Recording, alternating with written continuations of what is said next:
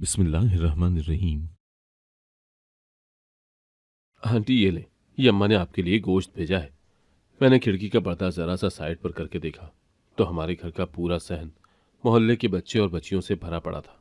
कोई बैठे हुए था और कोई खड़े था। अम्मा ने उनको एक कतार बनाने का कहा और फिर कतार बनवाकर बच्चों को एक एक करके अंदर बड़ी बैठक में ले जाने लगी। तभी उनमें से एक ने अम्मा को अपने घर से आया हुआ गोश्त दिया था।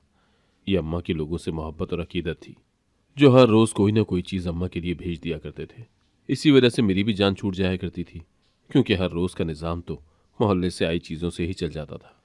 कोई सालन भेज देता तो कोई रोटियां या चावल, यहाँ तक कि लोग अपने घर से दूध पत्ती भी बना कर लाते थे। हमारा रोजगार लगा हुआ था, जिंदगी बहुत अच्छी गुजर रही थी। कुछ ही देर में सारे बच्चे अंदर वाली बैठक में दाखिल हो चुके थे। मैंने भी पीछे होकर पर्दा वापस गिरा लिया था और अपने काम में मसरूफ हो गया था। कुछ ही देर बाद बच्चों के पढ़ने की हल्की हल्की आवाजें सुनाई देने लगी थी। पहले ये सब बच्चे बाहर वाली छोटी सी बैठक में बैठते थे। वहां की जरा सी आवाज भी घर में सुनाई न देती थी, मगर फिर तादाद ज्यादा हो जाने की वजह से अम्मा बच्चों को घर के अंदर बने मेहमान खाने में पढ़ाने लगी थी। काफी देर बाद जब मुझे भूख महसूस हुई तो मैं उठकर किचन में आ गया, ताकि अपनी खुराक का कुछ बंदोबस्त कर सकूं, क्योंकि अम्मा ने तो अब 4 घंटे से पहले बच्चों के पास से उठकर बैठक से बाहर नहीं आना था, और मेरे पेट में उछलते कूदते चूहे इतना सब्र नहीं कर सकते थे। किचन में आया तो बर्तन देखने लगा, जहां एक डोंगे में शॉपर में अच्छा खासा मटन गोश्त पड़ा हुआ था। यकीनन पड़ोस में से यही गोश्त आया था। मैंने बटन खोलते बाजू की कफ फोल्ड करके हाथ ने चढ़ा ली थी और फिर जल्दी से गोश्त को शॉपर से निकालकर सिंक में रखा था। फिर नलका खोलकर गोश्त को धोने लगा। कुछ देर में गोश्त धुलकर साफ हो चुका था। इतनी देर में मैंने कोयले भी दहका लिए थे। मैंने अपनी मर्जी के पीस उठाए, मसाले लगाकर फटाफट सीखों पर कोयले पर रख दी। सीखों की महक कुछ ही देर में पूरे घर में फैल गई थी। ये छोटे मोटे काम तो मैं खुद कर लिया करता था। अम्मा को इन चीज़ों के लिए तकलीफ करने की ज़रूरत ना होती थी। मैं अपनी अम्मा का बहुत ख्याल रखता था, क्योंकि मेरे पास एक माँ ही तो थी जो मेरा सब कुछ थी। मगर मैं नहीं जानता था कि बहुत जल्द मुझसे मेरी माँ छीन ली जाने वाली थी। मैं सीखें भून कर उतार ही रहा था जब किसी ने मेरे पीछे से आकर मेरा कान मरोड़ा था। मैं मुस्कुराते हुए सी कर उठा था, क्योंकि मैं जानता था कि मेरा कान पकड़ने वाली हस्ती कौन है। मैंने ना महसूस अंदाज में अपना बायां हाथ फौरन जेब में डाला था और उठ खड़ा हुआ था। मैंने अम्मा की तरफ देखा, जो सवालिया नजरों से मुझे देख रही थी। वो बोली, बदमाश, तुम फिर से शुरू हो गए। कोई तो लड़कों वाला काम कर लिया करो। ये सब काम तुम्हारे करने के नहीं है। तुम्हें मैंने कितनी बार मना किया है, ये काम मत किया करो। ये काम तुम्हारे करने के नहीं है, मैं कर लेती हूँ। बस थोड़ा सा सब्र कर लिया करो। अब उठो यहाँ से, जाकर बच्चों को देखो 2 घड़ी, मैं तब तक ये बनाती हूँ। अम्मा कहते साथ मेरी छोड़ी हुई जगह पर बैठकर सीखे बनाने लग गई थी, जबकि मैंने अम्मा के साथ चटनी बनाने का भी कहा और खुद बावर्ची खाने से निकलकर बच्चों वाली बैठक में आ गया, जहाँ कुल 30 के करीब बच्चे थे। सब बच्चे मुझे भी जानते थे। मैं अक्सर अम्मा की गैर मौजूदगी और अम्मा के मसरूफ होने के बायस उनके पास आता रहता था। मेरे कमरे में दाखिल होते ही कमरे में खामोशी छा गई थी, जिसे देखकर मेरे चेहरे पर पुरस्कार सी मुस्कुराहट फैली थी। मैं मुस्कुराता हुआ जाकर अम्मा की सरबराही नशिस्त पर बैठ गया था। सब बच्चे और बच्चियां ऐसे अपने अपने सिपारों पर झुक गए थे, जैसे सबने कोई मौत का फरिश्ता देख लिया हो, जैसे सबको सांप सूंघ गया था। मैं जितनी देर वहां बैठा रहा था, तब तक उनमें से किसी एक की भी आवाज न निकली थी। वो सब के सब ऐसे ही दुम सादे बैठे रहे थे, जबकि मैं मुस्कुरा मुस्कुरा कर सबको देखता रहा था। फिर आधे घंटे बाद ही अम्मा आई। उसके आते ही सब बच्चों ने सुख का सांस लिया था, जबकि मैं एक मखसूस इशारा करता कमरे से बाहर चला गया था, जहां अम्मा तख्तपोश पर मेरे लिए 4 सीखें और चटनी रखकर गई थी। मैं बैठकर इन सब चीज़ों से इंसाफ करने लगा था, और साथ ही साथ मेरे जहन मुसलसल कुछ न कुछ सोचने में मसरूफ था। मैं चाय पीकर अपने कमरे में गया और अपनी बाइक की चाबी लेकर घर से बाहर निकल गया। कुछ देर बाद मैं अपने दोस्तों के पास मौजूद था। मेरे सारे दोस्त बेहद अच्छे और ऊंचे खानदान में से थे। उनमें से एक मैं ही था जो ज़रा निचले तबके का था, मगर मेरे आला ज़र्फ के दोस्तों ने कभी भी मुझे इस चीज़ का एहसास न होने दिया था। हमेशा मुझे अपने बराबर ही समझा था। उन्होंने कभी भी मुझे खुद से अलग न समझा। हमेशा मेरी इज्जत करते थे, अपने बराबर जगह देते थे। वो अक्सर मुझे महंगे महंगे तोहफे भी देते रहते थे। पहले तो मैं बहुत इनकार कर दिया करता था, और इनकार के बावजूद भी कोई चीज़ न लेता, मगर वो मेरे इनकार को किसी भी खातिर में न लाते थे और ज़बरदस्ती वो चीज़ मुझे दे देते थे। मुझे उनकी संगत में काफ़ी अरसा गुजर गया था, और अब तो मुझे महसूस ही ना होता था कि मैं उन सब में से नहीं हूँ। उन सब के बीच में जब मौजूद होता तो उन सब का ही हिस्सा लगता था। जैसे उन लोगों के ठाट बाट होते थे, बिल्कुल वैसे ही मेरे भी होते थे। ऐसा ही आज भी हुआ था। मुझे देखकर मेरे सब के सब दोस्त खिल उठे थे, क्योंकि मैं महफिल में बहुत ज्यादा रौनक लगाए रखता था। सब दोस्त उठकर मुझसे गले मिले थे और सब ने मुझे घेर लिया था। जैसे शहद के पीछे मक्खियां आती हैं, इसी तरह मेरे सारे दोस्त मेरे इर्द गिर्द जमा हो गए थे। कुछ ही देर में मैंने उनकी महफिल में जान डाल दी थी। बैठे बैठे ही उन लोगों ने सिनेमा जाने का प्रोग्राम बना लिया और टिकट बुक करवा दिए, जिनमें मेरा नाम भी शामिल था। मैंने फ़ोन पर अम्मा को देर से घर आने का मैसेज छोड़ दिया था। हुसूलन तो मुझे अम्मा के पास ही रुकना चाहिए था, क्योंकि अम्मा अकेली होती हैं, इसीलिए मैं कभी ज़्यादा देर घर से बाहर नहीं रहता था। मगर नाना करते भी कभी कभार मुझे देर हो ही जाती थी, तो मैं अम्मा को पहले से ही बता दिया करता था। मैं जब भी लेट आने का कहता तो वो किसी न किसी बच्चे को अपने पास रोक लेती थी। फिर मेरे आने पर अगर वो बच्चा या बच्ची जाग रहा होता तो उसको घर पहुंचा कर आना मेरी और अम्मा की जिम्मेदारी होती थी। और अगर बच्चे सो जाएं तो फिर उनको सुबह ही उनके घर भेजा जाता था। आज भी मैं अपने दोस्तों के हमरा 8:15 सिनेमा में दाखिल हुआ। हम अपनी मखसूस नशिस्तों पर जा बैठे थे। हमने अपनी पसंदीदा मूवी देखी, जो कि 10:15 बजे ख़त्म हो चुकी थी। हमने पास ही के रेस्टोरेंट से खाना खाया। खाना खाने तक 11 बज चुके थे। मैं अब घर को निकलना चाह रहा था, जबकि मेरे सारे दोस्त एक मरतबा फिर से मुझे अपने साथ खींचते हुए सिनेमा में ले गए थे। मैं नाना करता भी रहा, मगर मेरी कोई भी बात वो लोग खातिर में नहीं लाए थे और एक और पूरी फिल्म देखी थी। रात के 1 बजे हम सिनेमा से निकले थे और तकरीबन 1:45 मैं अपने घर के दरवाजे पर था। मैंने जो ही दरवाजे पर दस्तक देने के लिए हाथ रखा, इतने में दरवाज़ा खुल गया। अम्मा मेरे ही इंतजार में खड़ी थी। मैं जैसे ही बाइक लेकर अंदर दाखिल हुआ, अम्मा ने फौरन से मुझे गले लगा लिया और मुझसे पूछने लगी कि मुझे कुछ हुआ तो नहीं था। मैंने अम्मा को तसल्ली दी और उनको बताया कि मुझे कुछ भी नहीं हुआ। तो अम्मा ने मुझे ज़्यादा देर घर से बाहर रहने का पूछा, जिसको मैंने उन्हें मुख्तसरन बता दिया। और फिर अम्मा से एक्सक्यूज़ करता फ़ौरन से अपने कमरे में आन बंद हुआ था, क्योंकि जो मेरी हालत थी मैं उनके सामने ज़्यादा रह नहीं सकता था। कमरे में आकर मैं फ़ौरन से वॉशरूम में बंद हो गया। कुछ देर बाद फ्रेश होकर बाहर आया। अब मेरे कदम अम्मा के कमरे की तरफ थे। मैं अम्मा के कमरे की तरफ गया तो कमरे का दरवाज़ा बंद था। मैंने झांक कर अंदर देखा, जहां अम्मा के साथ मदरसे की एक लड़की भी थी। मुझे देखते ही उसने अपने चेहरे पर नकाब डाल दिया था। वो ना तो ज़्यादा बड़ी थी और ना ही ज़्यादा छोटी। उसकी उम्र तकरीबन 16-17 या फिर 18 बरस थी। वो पिछले 9 साल से अम्मा के पास पढ़ रही थी और साथ ही साथ हिफ्ज़ भी कर रही थी। मैं वहीं दरवाजे से पलट आया और किचन में जाकर अम्मा के लिए दूध गर्म किया। मैं रोज़ाना रात को अम्मा को दूध गर्म करके दिया करता था, साथ ही साथ खुद भी पीता था। अभी फ़िलहाल सिर्फ अम्मा के लिए ही गर्म किया और ग्लास ट्रे में रखकर ट्रे लिए कमरे में चला आया और दूध का गिलास अम्मा को पकड़ा दिया। अम्मा ने मुझे ढेरों दुआएं देते हुए गिलास पकड़ लिया और दूध पीने लगी। फिर मुझे कहा कि बेटा, इस बच्ची को उसके घर छोड़ाओ। जिस वक्त तुमने कॉल की उस वक्त सारे बच्चे जा चुके थे, सिर्फ यही बाकी थी, तो मजबूरन मैंने इसी को रोक दिया। अब तुम जल्दी से जाओ और इसको घर छोड़कर आ जाओ। रोक तो मैं लेती, लेकिन इस बच्ची का मसला है। जहाँ जहाँ बच्ची को मैं सारी रात अपने घर पर नहीं रख सकती, और वो भी इस सूरत में जब मेरा भी जहाँ जहाँ बेटा घर पर हो। मैंने अम्मा की बात सुनकर एक नज़र उस लड़की की तरफ देखा और फिर सर इस बात में हिला दिया। फिर अम्मा उस लड़की से मुखातिब होकर बोली, जाओ बेटा, भाई तुम्हें घर छोड़ाएगा। मैं भी तुम्हारे साथ जाती, लेकिन नींद के भार से मेरी पलकें जुड़ रही हैं और मेरे घुटनों में भी बेतहाशा दर्द है। लेकिन तुम फिक्रमंद ना होना, भाई तुम्हें बाहिफाजत घर पहुंचाएगा। उस लड़की ने अम्मा की बात सुनकर झिझकते हुए मेरी तरफ देखा था और फिर उठकर अम्मा से अल्लाह हाफिज करके कमरे से बाहर निकल आई थी।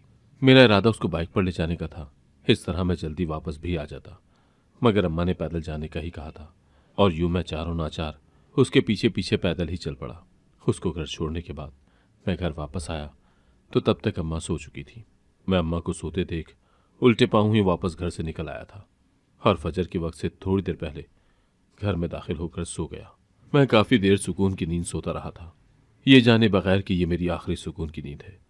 उसके बाद मेरे साथ जो होने वाला था उससे मेरा सुकून चैन सब उड़ जाना था। उसके बाद सुकून की क्या, मुझे तो नींद ही नहीं आनी थी।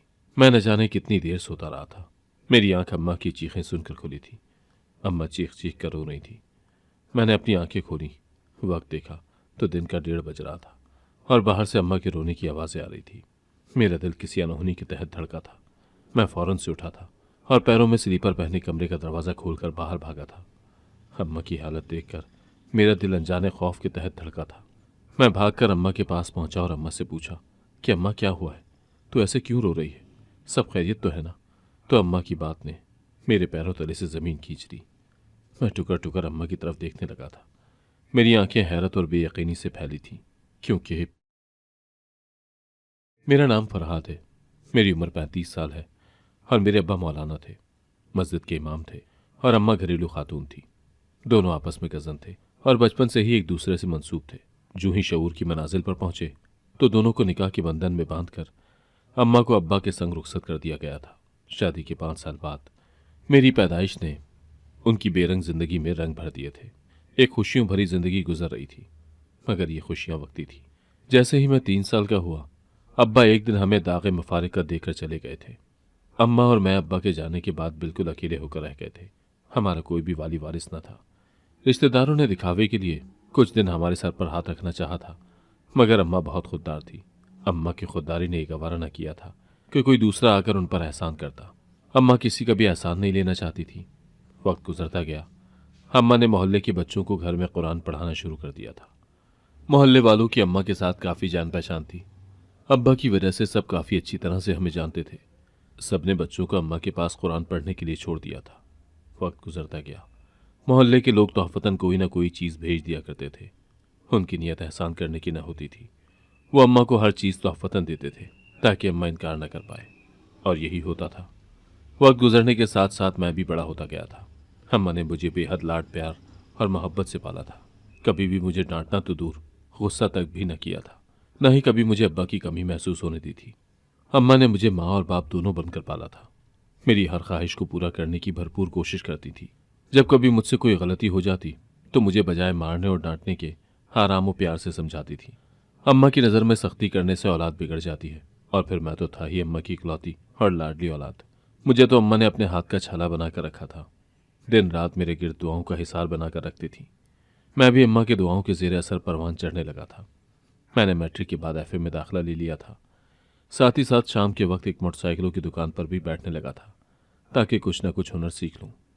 फिर जैसे ही एफए मुकम्मल हो तो कहीं काम पर लग जाऊं, क्योंकि उससे आगे पढ़ने की मेरी औकात न थी और न ही अम्मा के पास इतने वसाइल थे। मगर कॉलेज के पहले ही दिन मेरी मुठभेड़ आला रईस खानदान के बच्चों से हो गई, जो मेरे ही कॉलेज में जेर तालीम थे। चूंकि मैंने शहर के बेहतरीन कॉलेज में दाखिला लिया था, तो इस वजह से वो अमीरजादे भी उसी कॉलेज के पढ़ने वाले थे। उन्होंने पढ़ना क्या था, खैर बस वक्त ही पास करते थे। जल्द ही मेरी उनसे दोस्ती हो गई और फिर मेरी मौजें शुरू हो गई।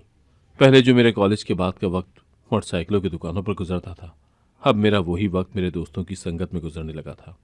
उनकी संगत में वक्त गुजरने का पता ही न चलता था। हम अक्सर छुट्टी के दिन भी इकट्ठे ही वक्त गुजारी किया करते थे। लेकिन अम्मा मुझे समझाती रहती थी कि ज़्यादा देर बाहर ना रहा करो और अमीरजादों से दोस्ती अच्छी नहीं होती। मगर मैं इस बात को अम्मा की अपने लिए फ़िक्र और मोहब्बत समझता था। काश मैं उस वक्त समझ पाता कि वो ये बात क्यों कह रही है कि अमीरजादों से दोस्ती अच्छी नहीं होती। काश मैं इस बात के पीछे छुपे इस बात की मफहूम तक पहुंच पाता तो आज इस हाल में न होता। मगर उस वक्त मेरी अकल पर पर्दे पड़ गए थे। मुझे अपने दोस्तों के अलावा कुछ और नजर ही नहीं आ रहा था। एक दिन उनसे न मिलता तो बेचैन हो जाया करता था। उनके बगैर मेरी जिंदगी बिल्कुल बेजर सी हो गई थी, क्योंकि मुझे उनके साथ रहते रहते आसाइशों की आदत हो चली थी। मैंने जो एफए के बाद कॉलेज छोड़ देना था, अब उन्हीं दोस्तों की बदौलत बीएससी के लास्ट ईयर में था। अब अम्मा ने भी मुझ पर रोक टोक कम कर दी थी कि जवान खून है, कहीं रोक टोक से ज़्यादा बिगड़ ना जाए। बीएससी मुकम्मल करने के बाद उन सब ने अपने अपने ख़ानदानी बिजनेस ज्वाइन कर लिए थे, मगर मेरा कोई ख़ानदानी बिजनेस नहीं था जिसको मैं ज्वाइन करता। नौकरी के लिए मुझे जगह जगह धक्के खाने पड़ रहे थे, लेकिन कहीं भी नौकरी ना मिल रही थी, क्योंकि मेरा बैकग्राउंड ही कोई नहीं था। यहाँ तो अच्छे अच्छे लोग भी कई साल नौकरियां तलाश करने में गुजार देते थे, फिर मेरी क्या वक़्त थी। मेरे उन्हीं दोस्तों में से एक ने उस वक्त मेरी ये मुश्किल भी आसान कर दी। उसने अपनी कंपनी के एक ब्रांच में मुझे डायरेक्ट बतौर मैनेजर लगा दिया था और शुरुआती तनख्वाह 35,000 थी। मेरी तो मौजें ही लग गई थी। दूसरी तरफ अम्मा भी खुश थी। उसको लगता था कि मुझे ये नौकरी तालीमी काबिलियत और अपने बलबूते पर मिली है। हमारे घर की मुश्किलात अब ख़त्म होती गई थी, मगर ये सिर्फ मेरी ही खामख्याली थी। वक्त ने न जाने कितने कितने कठिन और मुश्किल सफ़र मेरी ज़िंदगी में लिखे थे, जिनको पार करना मेरे लिए मौत के मुतरादिफ हो जाना था। मेरे ऊपर ऐसा कड़ा वक्त आना था कि मेरे रोंगटे खड़े हो जाने थे, मगर मैं आज के मज़े में गुम कल की फ़िक्र से बिल्कुल ही लापरवाह हो गया था। काश कि मैं आने वाली ज़िंदगी के बारे में कुछ सोच लेता, कुछ गौर व फिक्र कर लेता, तो बाद में मुझे कम से कम पछतावा तो ना होता। उस दिन जब मैंने अम्मा से रोने का सबब पूछा तो अम्मा ने बताया कि वो लड़की जिसको रात को मैं घर छोड़कर आया था वो मर गई है। ये खबर मुझ पर एक बन बन कर गिरी थी।